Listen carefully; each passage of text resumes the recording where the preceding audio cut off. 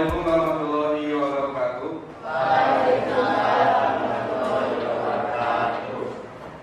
Nah, seperti biasa, alhamdulillah hari ini kita belajar seperti biasa ya. Setelah 2 minggu libur sekolah, ya, setelah 2 minggu libur sekolah kita kembali belajar ya, masuk ke semester 2 atau semester 6 ya, yang kita mulai pertemuan pertamanya hari ini ya. Nah, alhamdulillah ya, udah beres liburan 2 minggu. Alhamdulillah liburan sekolah nggak diperpanjang ya. Kalau liburan sekolah diperpanjang, di sekolah bakal jadi kios mixway.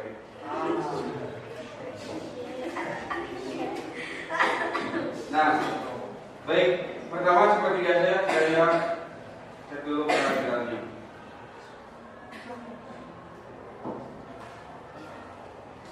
Aji, Alvin, Anila, Jokariski.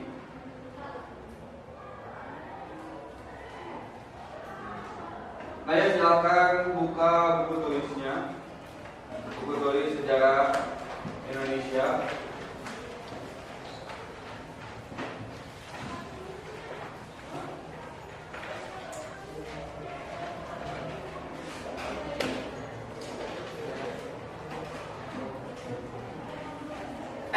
Nah ya, tahun baru dan semester baru harusnya semakin semangat belajar ya. Harusnya semakin semangat belajar. Kalian sudah melihat ya hasil rapor kalian. Kita bahas ya hari ini tentang Sumpah Pemuda. Silakan tulis dulu judulnya. Fase sejarah Indonesia itu ada juga fase pergerakan nasional ya, Sumpah Pemuda. Nah ini ya, Sumpah Pemuda. Nah, belajar yang ingin kita capai pada pembelajaran hari ini dan juga pada pertemuan berikutnya. Yang pertama adalah bagaimana menghargai nilai-nilai Sumpah Pemuda dan maknanya bagi kehidupan kebangsaan di Indonesia pada masa kini. Yang pertama, menimbulkan alam pikiran, alam interaksi, dan alam materi pengaplikasiannya dari pergerakan nasional ya. Jadi kita mencoba mencari tahu apa pikiran dari pejuang-pejuang kemerdekaan pada masa pergerakan nasional ya. Yang alam pikirannya adalah ingin merdeka dari penjajah ya, alam pikirannya. Jadi di otaknya teh ada keinginan untuk merdeka setelah ratusan tahun dijajah oleh Belanda. Lalu kita juga akan mempelajari alam interaksi. Bagaimana orang-orang di zaman penjajahan Belanda itu bergaul, berteman, bersosialisasi, atau dagang jualan pembelinya orang Belanda, ya, atau berteman dengan orang Belanda. Itu ya. Jadi menafsirkan nilai-nilai dan makna Sumpah Pemuda, memproyeksikan nilai-nilai dan makna Sumpah Pemuda, dan keterampilannya nanti kita akan membuat suatu proyek ya. Jadi kita akan membuat suatu proyek yang ada hubungannya dengan sejarah Sumpah Pemuda ya. Itu ya tujuan belajar kita hari ini. Lalu berikutnya pengertian pergerakan nasional ya. Sok silakan tulis dulu. Kita lanjut ya.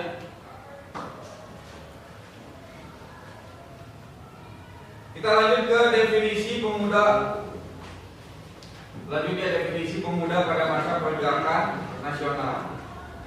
Nah, kita lihat pemuda zaman pergerakan nasional itu seperti ini ya gambarannya. Nah, pemuda pada masa pergerakan nasional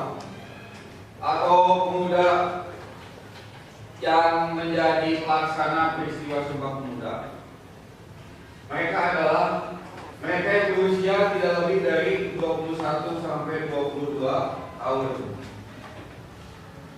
Ciri-ciri mereka salah satunya adalah berpendidikan modern. Yang berpendidikan. Kita coba checklist ya kesamaan zaman dulu dengan zaman sekarang. Pemuda pada masa itu berusia kurang dari 21-22 tahun. Berarti sama dengan kalian ya, checklist. Sama. Berpendidikan modern sama ya. Bisa calistung, baca tulis begitu. Ya. Berasal dari keluarga kaya bisa jadi ya. Kaya zaman dulu dengan kaya zaman sekarang beda ya definisinya. Nah, kemudian ini ya. Ini dari Yogyakarta ya. Gambar dari Yogyakarta. Yogyakarta ini kemudian menyatukan semua organisasi pemuda ya. Menyatukan semua organisasi pemuda dari mulai orang Pasundan, Minahasa, Maluku, Sulawesi, Sumatera ya. Kemudian menjalin kerjasama dengan orang-orang Yogyakarta. Kedua ya, yang kita sama-sama tahu ya isinya tentang Kongres Pemuda 2 yang setiap tahun kita peringati ya, Kongres Pemuda 2 pada 27 sampai 28 Oktober 1928 ya, Kongres Pemuda 2. Organisasi mahasiswa yang berperan penting dalam pelaksanaan Kongres Pemuda 1 1926 dan Kongres Pemuda 2 1928 adalah Perhimpunan Indonesia ya, PPPI yang didirikan tahun 1925. Nah ya, Kongres Pemuda ini hasilnya adalah persatuan yang sosial, politik dan juga bahasa. Gerakan pemuda muncul pertama kali adalah Trikolo Darmo yang didirikan oleh Raden Sakiman Wiryo Sanjoyo pada tahun 1915. Lalu Trikolo Darmo memiliki 3 visi mulia, yaitu sakti berarti kekuasaan dan kecerdasan. Berarti gerakan pemuda itu ingin menguasai politik. Nah, nanti kita akan membuat proyek dari materi ini. Nanti kalian, sengaja saya nggak secara detail ya tentang peristiwa Sumpah Pemuda 28 Oktober 1928 ini. Jadi kalian nanti mencari tahu apa inspirasi, apa hikmah, apa nilai yang bisa diambil dari peristiwa Sumpah Pemuda untuk masa sekarang ya, dan itu nanti akan menjadi proyeknya. Nah, sekarang silakan duduk sesuai kelompok masing-masing. Ya. Coba acungkan tangan yang udah sampai sini. Udah? Ini udah sampai sini? Udah sampai sini? Nah, udah. Selanjutnya ya, klik konten Instagram itu. Klik ya. Nanti tampilannya akan seperti ini. Nah, ini ya. Nanti tampilannya akan seperti ini.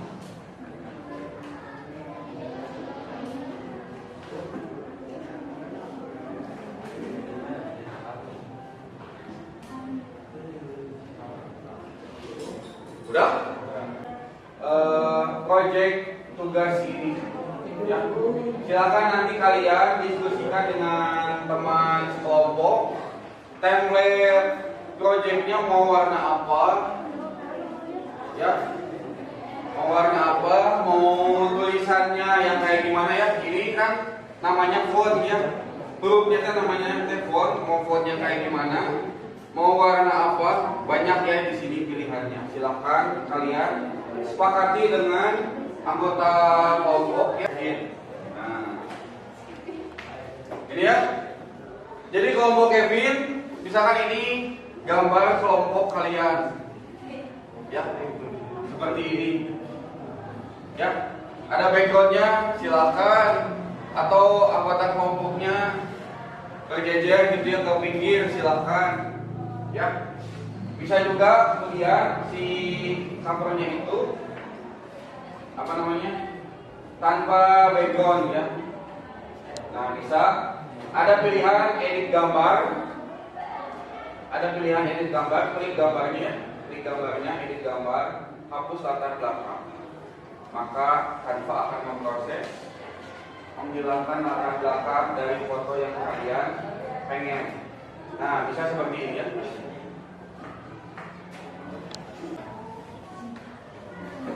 Jadi halaman ke-2 ya. Jadi judul kontribusi sosial kelompok kalian apa, isinya apa, misalkan membuat komunitas interaksi, lengkapi dengan gambar ya. Jadi visualnya ada ya. Saya berpesan bikin yang bagus ya, warnanya yang bagus, jangan ditabrak-tabrak. Bukunya gambarnya yang bagus, template-nya yang bagus ya, kemudian juga fontnya yang bagus ya, lalu gambarnya juga yang bagus. Jadi secara visual itu memanjakan yang melihat konten kalian ya, itu ya. Lalu kemudian kalau sudah, kalian bisa klik ini ya, bagikan, bisa klik yang paling atas, bagikan, dan kemudian unduh ya. Canva ini batasnya cuma 10 slide ya.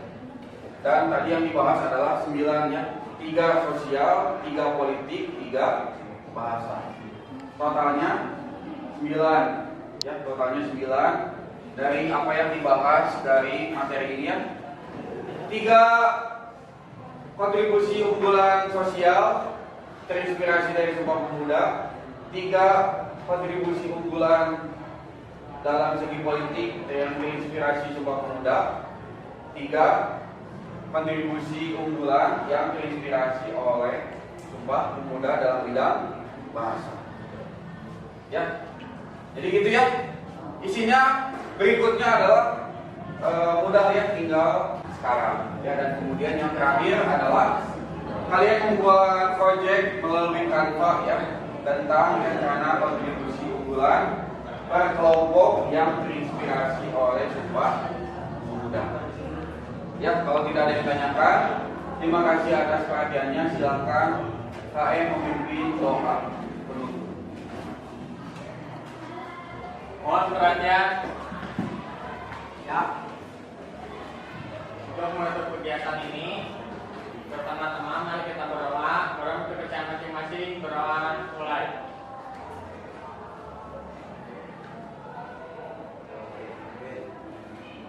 Amin. Doa selesai. Bisalah. Assalamualaikum warahmatullahi wabarakatuh. Waalaikumsalam warahmatullahi wabarakatuh. Ya, assalamualaikum warahmatullahi wabarakatuh. Waalaikumsalam warahmatullahi wabarakatuh. Alhamdulillah ya, hari ini kita bisa bertemu lagi. Seperti biasa ya, kita akan belajar sejarah Indonesia di kelas 11 IPS 4 ini ya. Nah, baiklah, sebelum kita memulai belajar, silakan KM untuk memimpin doa. Mohon perhatian. Sebelum kita belajar, alangkah baiknya kita berdoa. Pada mereka bacaan masing-masing, berdoa mulai.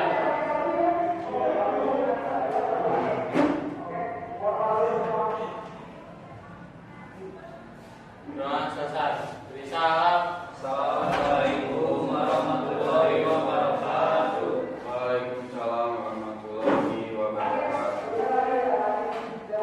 Nah, baik, sebelum kita belajar ya, saya absen dulu, periksa dulu presensi. Aji,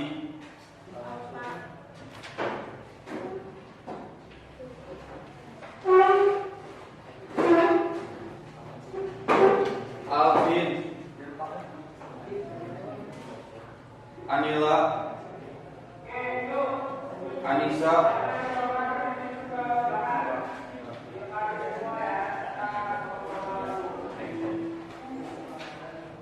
Ardian Deva, Julfariski.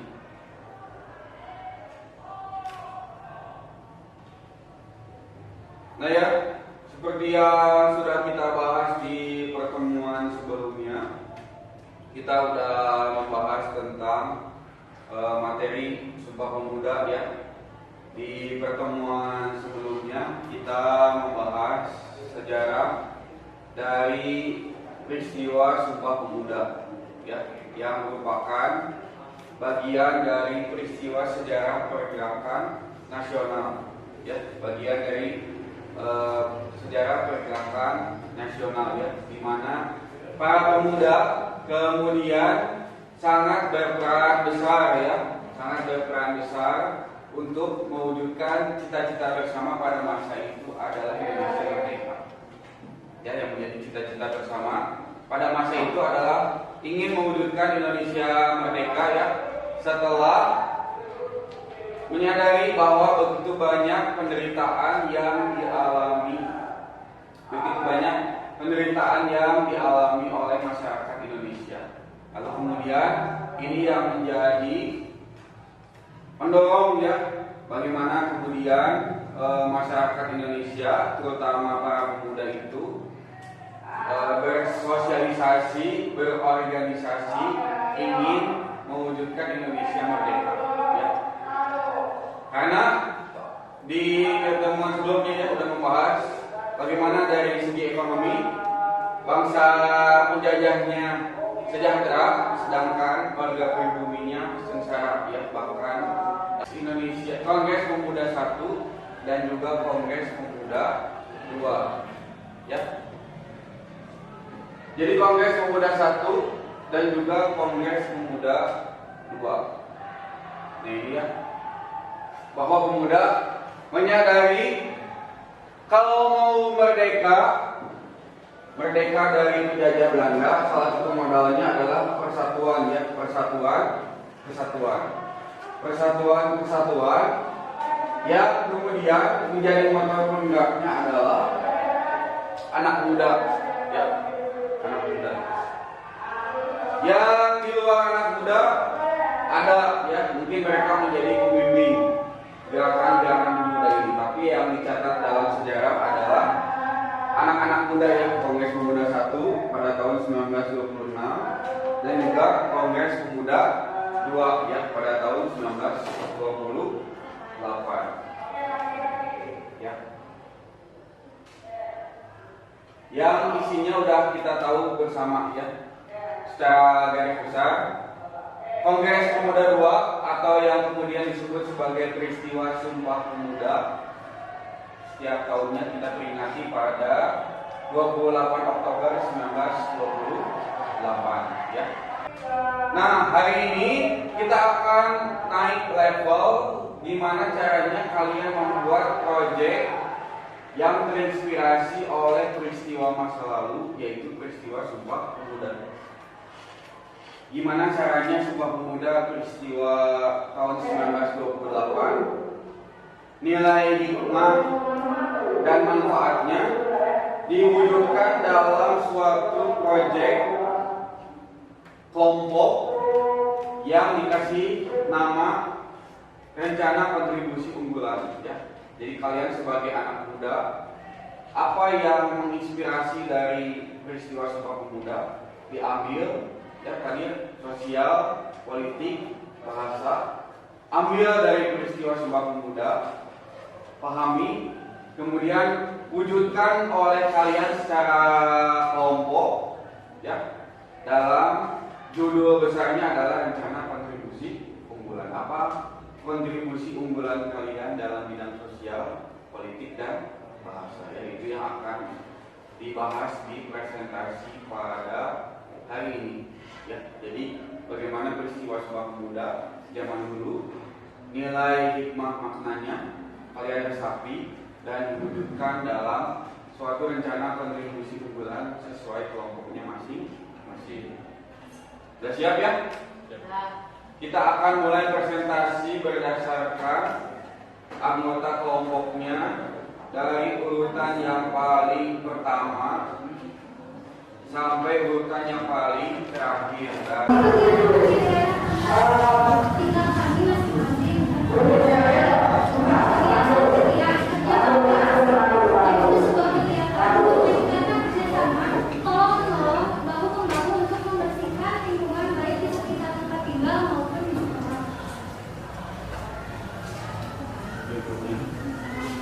Berikutnya yang pertama, menjadi ketua di bidang aksi peduli lingkungan. Kita mengajak masyarakat untuk melakukan revitalisasi seperti menanam tanaman di sekitar rumah dan melakukan kegiatan pilih sampah untuk memisahkan antara sampah atau pameran buku seperti kegiatan pameran buku baca bahasa. Di kegiatan ini kita dapat meningkatkan minat baca dan kegiatan ini bisa dikenal. Kalau dilihat dari riset orang harus diteliti nasional ranker yang dilakukan oleh University 2018 lalu Indonesia menduduki peringkat ke-60 dari negara ke-1. Padahal dari segi materi untuk mendukung karena peringkat Indonesia berada di atas negara Eropa. Selain itu, kemudian teknologi seperti informasi bisa mengirimkan faktor yang mudah untuk membiasakan membaca, percaya dengan membaca literasi atau buku setiap hari, bisa menambah wawasan dan merangsang kemampuan verbal serta kreativitas. Masih ada mulainya pilih buku yang sederhana seperti novel yang favoritmu. Kalau di spesifik ya, kalau menjelaskan, jadi apa rencana kontribusi unggulan di bidang sosial apa? Kalau udah, berikutnya rencana kontribusi unggulan dalam bidang politik apa? Ya, kalau beres, rencana kontribusi unggulan dalam bidang bahasa. Ya, jadi ada kasih jeda ya. Setelah rencana kontribusi unggulan sosial atau apa, kasih jeda, kasih penjelasan. Berikutnya adalah penjelasan mengenai apa. Udah beres, kasih penjelasan lagi bahwa yang terakhir akan menjelaskan tentang apa. Assalamualaikum warahmatullahi wabarakatuh. Waalaikumsalam warahmatullahi wabarakatuh. Kami dari kelompok A akan mempresentasikan tentang rencana kontribusi unggulan kelompok kami yang mengambil dari peristiwa Sumpah Pemuda. Mungkin sebagian dari kita tahu apa itu Sumpah Pemuda. Nah, jadi Sumpah Pemuda adalah satu tombak utama dalam sejarah pergerakan kemerdekaan Indonesia. Ikrar ini dianggap sebagai kristalisasi semangat untuk menegakkan cita-cita berdirinya negara Indonesia. Nah, kami sih memiliki 3 unggulan dalam bidang sosial, politik, dan bahasa. Nah, ya unggulan kelompok dalam bidang sosial yang ke-1 yaitu mengadakan reboisasi bersama masyarakat lainnya di daerah yang sedang kekeringan. Nah, jadi kesimpulan dari kelompok kami yaitu Sumpah Pemuda memiliki keunggulan dalam bidang-bidang. Yang pertama itu bidang sosial. Di bidang sosial kami mengadakan reboisasi bersama, mengadakan kegiatan ronda, dan mengadakan kegiatan gotong royong. Lalu di bidang politiknya itu ada partisipasi dalam pemilu, aktif menyuarakan aspirasi, mengikuti keorganisasian. Dan yang ketiga, dalam bidang bahasa, mempelajari bahasa daerah lain, mengadakan seminar pendidikan, dan yang ketiga itu mengadakan webinar. Jadi lebih singkatnya itu kita sebagai pemuda harus memiliki kita sebagai pemuda sebagai generasi emas Indonesia harus memiliki kontribusi yang besar di negara kita agar kita juga bisa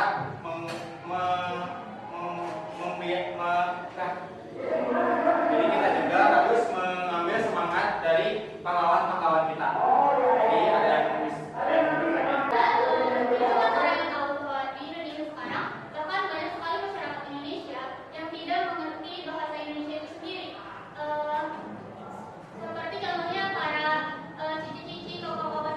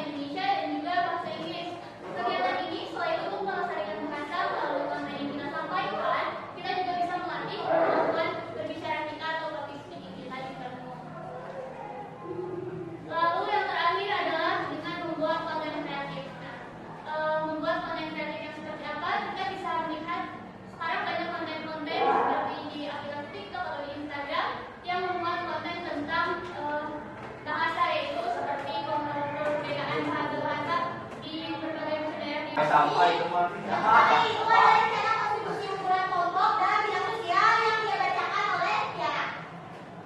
Pertama, kami sebagai pelajar bisa melakukan pelaksanaan kegiatan interaksi di masyarakat yang bertujuan untuk meningkatkan kesadaran masyarakat tentang lingkungan dan kesehatan.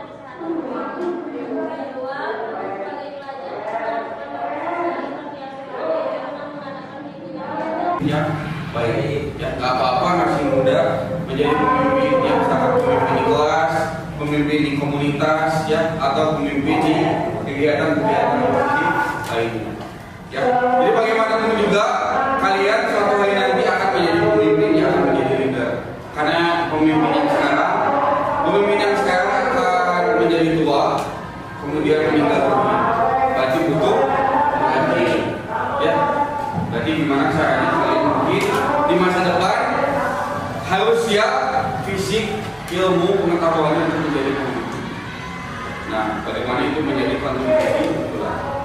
Lalu juga dalam bidang bahasa, ya, yang paling banyak dipresentasikan adalah gimana caranya bahasa itu dilestarikan dengan cara membaca buku, diskusi, debat positif, ya, dialog, mungkin podcast, video YouTube, ya, puisi, lomba artikel, lomba pidato, dan lain sebagainya. Jadi bagaimana caranya kalau dalam peristiwa pemuda bahasa teh menjadi yang mengikat kesatuan dan kalian bawa ke zaman sekarang, gimana caranya bahasa itu menjadi pengikat persatuan dan kesatuan juga itu teh harus dilestarikan di sekitar lingkungan bahasa asing, ya, bahasa Korea, bahasa Inggris, bahasa Jerman, bahasa Jepang. Nah, gimana caranya bahasa Indonesia itu tetap menjadi dilestarikan yang digunakan akan dikembangkan pada masa sekarang, ya. Nah, ya, terima kasih yang sudah presentasi. Beri tepuk tangan buat kalian. Terima kasih atas pertanyaannya. Terima kasih juga perhatian kalian kepada kelompok yang sudah tampil. Mari kemudian sekarang kita tutup pembelajaran dengan doa bersama dipimpin oleh ketua murid. Mohon perhatian karena kita sudah sampai di penghujung acara. Sebelum